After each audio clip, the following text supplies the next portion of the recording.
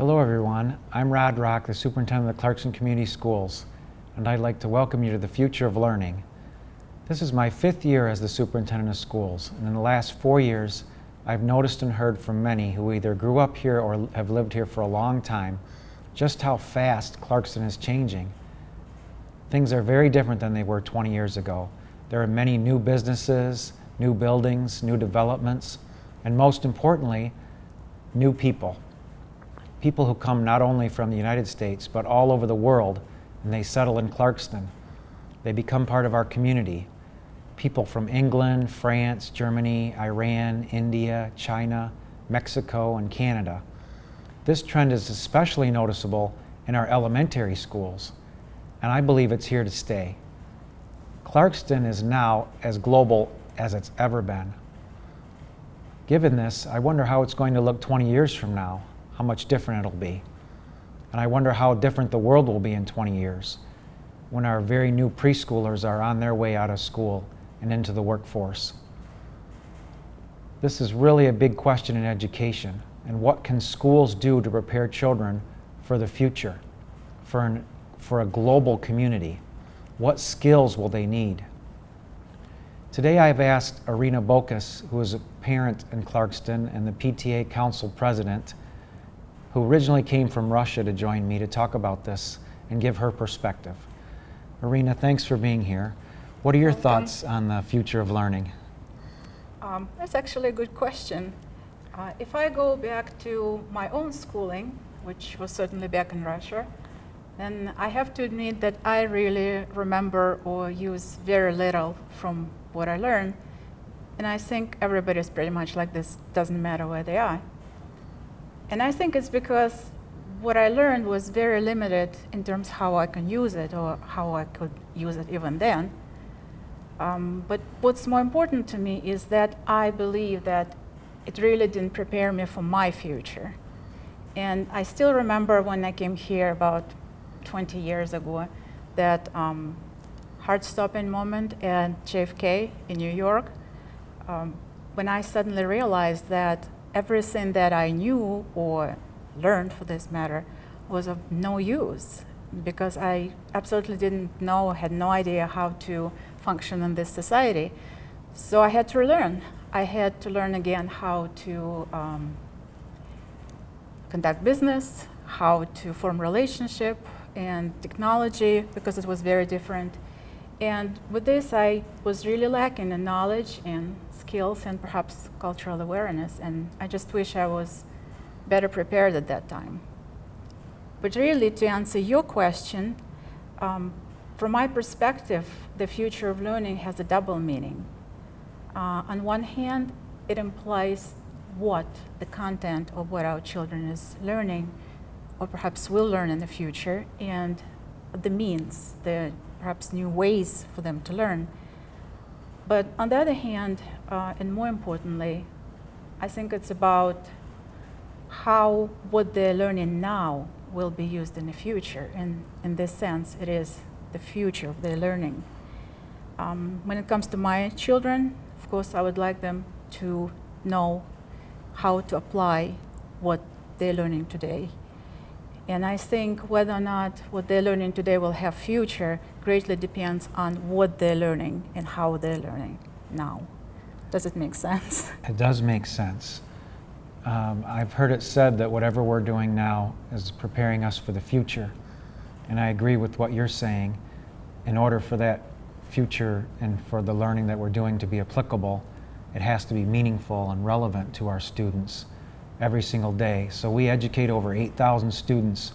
Each one of them is unique and brings unique perspectives, just like you do, Irina, from another country. And everybody has different backgrounds from families and religions and experiences, things that they've encountered over the summertime, brothers and sisters, all those kinds of things, extended family. And so when we get kids together, I think it's vital that we have them talk to each other and learn from each other, learn from perspectives, learn what other people think and how they come to believe what they believe. Not to judge one another or to say that someone is right or wrong just because they're different, but to say that I understand where you're coming from and what led you to that conclusion and that perspective. And I think if we can really take time to build those dispositions and help our learners really seek to understand, seek to question, seek to listen, and not draw conclusions in their minds just based upon how they look or the way that they dress, but to really come to understand and talk, those kinds of skills will last a lifetime. So if you're getting off an airplane in New York City 20 years from now, coming from a country that's very, very different, maybe it's a communist country and you grew up in a school system that was very much geared toward preparing you to live in that society, and you come to a place that's much, much different, that has freedoms that you've never experienced and things you've never seen, so that your mindset will be to look more deeply and listen more carefully and seek to really understand how things work and where you fit and how you can fit and what you can contribute. And so I think that the content of conversations that kids have in our schools, not only what they talk about, but how they talk about it, how they go about listening, how they go about questioning, the questions they ask, who's asking the questions, what kinds of questions they're asking, who's doing the talking, and in many cases, who's doing the teaching. I think those are as important as the content is. And so we really have tried to focus on this concept of a culture of thinking, where thinking is valued and it's advanced, it's made visible every day for every one of our learners, no matter what they bring to the table. We know that if you teach someone something, you're going to learn that much more deeply. You're going to remember it much longer if you can articulate it in your own words and describe it in a way from your own perspective than if you just memorize it or list it on a piece of paper or connect the dots. So we really need our kids to have conversations about big ideas and different perspectives and to learn how to learn. So that's what we're trying to do as a culture of thinking. I certainly believe that what you're learning and to learn how to think and apply the knowledge is not just a luxury anymore. It's sort of a necessity in survival in the real world. But to be absolutely honest, since I do have children who are still in elementary school, I hear from a lot of parents that perhaps we should focus on teaching math and reading and writing first and cover the basics, and that should be our priority. And they feel that perhaps with the culture of thinking, it's somewhat one at the expense of the other. Does it have any truth in it? Well, I've heard that as well, and I'm glad that you brought that up. I was listening to a program on NPR the other night, and they were talking about this Dell Diamond, who's a researcher and working up in the Canadian schools, and looking at not only the 3 R's, but a 4th R, which deals with character and perspective and perseverance and grit. And they're saying that that 4th R is equally as important as the first 3. So mathematical knowledge is vital. She talked about learning memorization. That's a very important skill for people to be able to remember things. We can't always pull out our cell phones and look up 2 + 2. We need to know that in order to really function in this world. So we need our kids to be able to spell, to write. We need them to be able to do mathematics, to multiply, divide, subtract, and all of those things. They need to have those skills, know how to manipulate numbers, to use numbers. They need those skills in order to learn. There's no question about it. You cannot learn without skills, without factual knowledge. There's absolutely no way. So the two have to go together.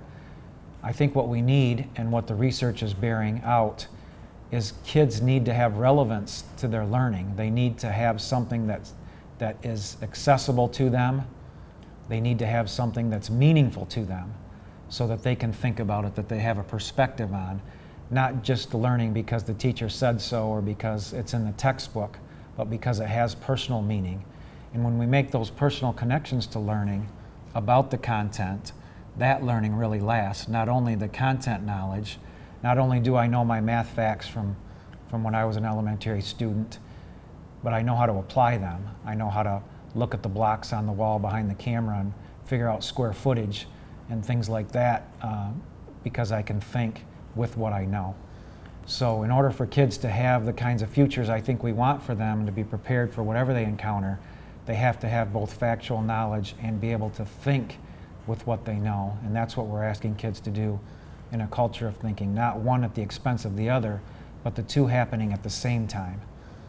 So it's not an alternative, right? It's more like an environment of learning? Absolutely, it is the environment. And when you look at some of the approaches like Reggio Emilia, which is actually a city in Italy where they really focus on the child and they really value children, the environment is said to be the third teacher. So when we look at the environment, when we look at the culture of the classroom, when we look at the questions that are being asked, when we look at the way we group kids, when we look at the strategies we use, the structures we use, when we look at the questions and who's questioning, and we analyze those kinds of things, then we're really paying close attention to the environment for learning.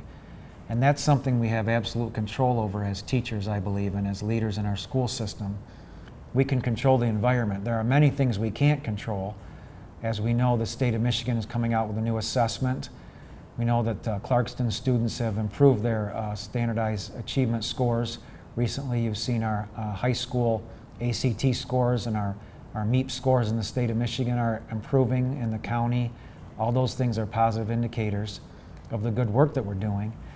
And so as we have our students engage with the content, they're also doing well on those tests. And even though we don't know what those tests are going to look like for sure, even as soon as this school year. So we control the environment, we control the kinds of questions we ask, we control the responses we accept from students. We can ask them to think more deeply and to give us more evidence, to explain themselves, to explain the reasoning behind their thinking. And when we do those things, we're preparing them for any test they encounter, not just the paper and pencil test or the test they take on computers, but the kind of tests you had, Irina, when you got off that airplane and when you came to the United States.